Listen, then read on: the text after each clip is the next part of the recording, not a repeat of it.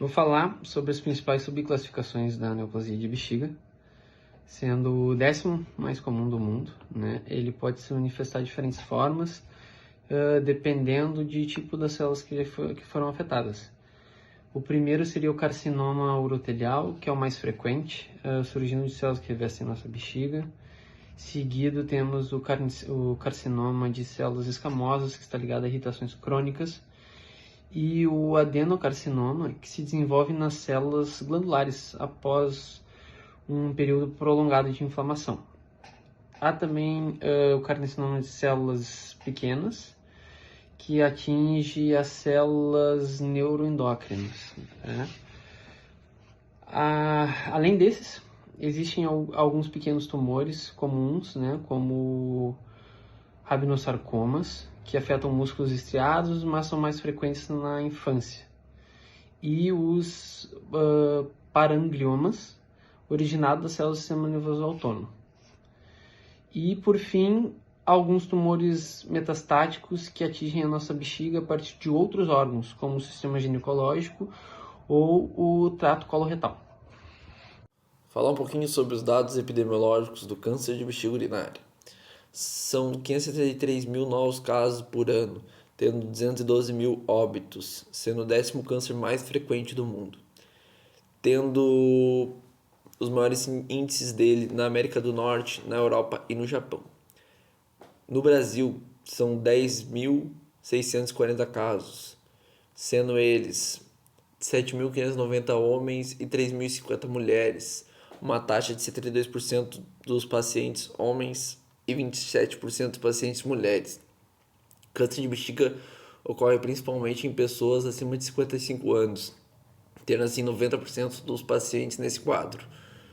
O câncer de bexiga, 50% deles é identificado no estágio inicial, 35% deles na fase em que o tumor já avançou camadas mais internas e 5% dele na fase em que o tumor já está em outras áreas.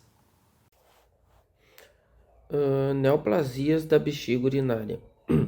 Eu vou falar um pouquinho da etiologia. Bom, essa doença ela é causada pelo crescimento anormal e descontrolado das células na bexiga. A principal causa da doença está relacionada ao uso de tabagismo, mas também pode estar relacionada à exposição a agentes químicos. A maioria desses cânceres da bexiga eles se originam nas células que formam a camada mais interna da bexiga. Essas células são chamadas de células transicionais e células uroteriais. Essas células elas permitem que a bexiga, quando cheia, ela se estique, e quando esvaziada, ela se encolha. Meu nome é Larissa e eu vou falar sobre sinais e sintomas de neoplasias na bexiga urinária. Antes de tudo, eu queria falar sobre a importância de estar atento aos sinais devido ao impacto positivo do diagnóstico precoce no tratamento. Eu vou falar sobre os principais sintomas, lembrando que a minha base de pesquisa é o INCA, o Instituto Nacional do Câncer.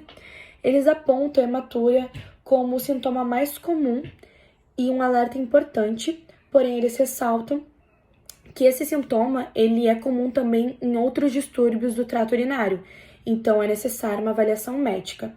A hematúria ela vai apresentar 3 tonalidades diferentes, que é o sangue na urina: rosada, avermelhada ou marrom. Em alguns casos não é visível a olho nu, então é necessário que seja feito um exame para um diagnóstico mais preciso. Outro sintoma também é dor ou ardência urinar.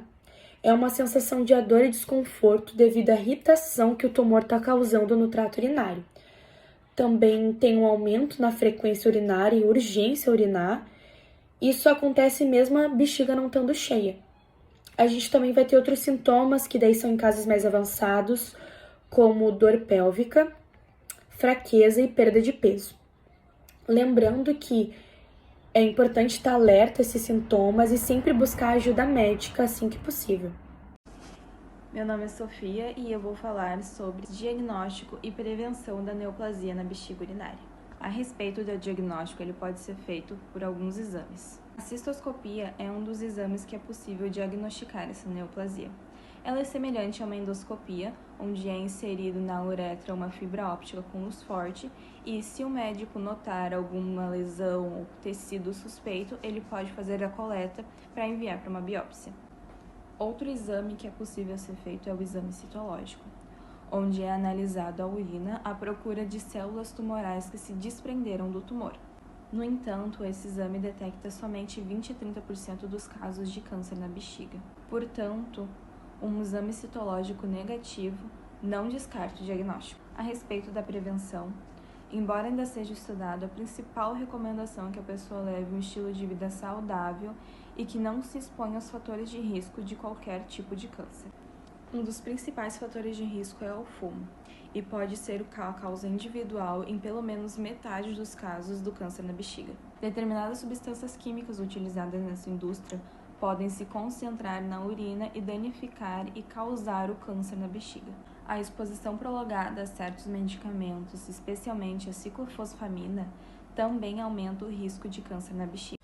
A patogenia e mudanças da neoplasia na bexiga inicia-se quando há um crescimento descontrolado das células da bexiga. Conforme essas células cancerosas se desenvolvem e se multiplicam, elas podem formar um tumor, que, se não for tratado logo no início, pode se espalhar para o restante do corpo. Eu vou dar continuidade ao assunto e eu vou falar um pouco sobre a classificação deles. A gente vai ter os tumores não invasivos, que eles estão localizados na camada superficial da bexiga, com menor potencial de disseminação, e a gente vai ter os tumores invasivos, que eles atravessam a camada superficial da bexiga e também podem se espalhar para outros órgãos, ocasionando metástase, esse sendo assim o mais grave. Vou falar também um pouco sobre alterações morfológicas e estruturais. A macroscópica é quando o tumor apresenta um crescimento papilar, no caso semelhante a uma couve-flor, ou uma massa plana na parede da bexiga. A microscópica, que revela células com características de malignidade, como núcleos grandes e irregulares. Importante ressaltar que o desenvolvimento de câncer de bexiga envolve alterações no DNA das células, levando ao crescimento desordenado, multiplicação rápida e incapacidade de elas morrerem como esperado, resultando na formação dos tumores.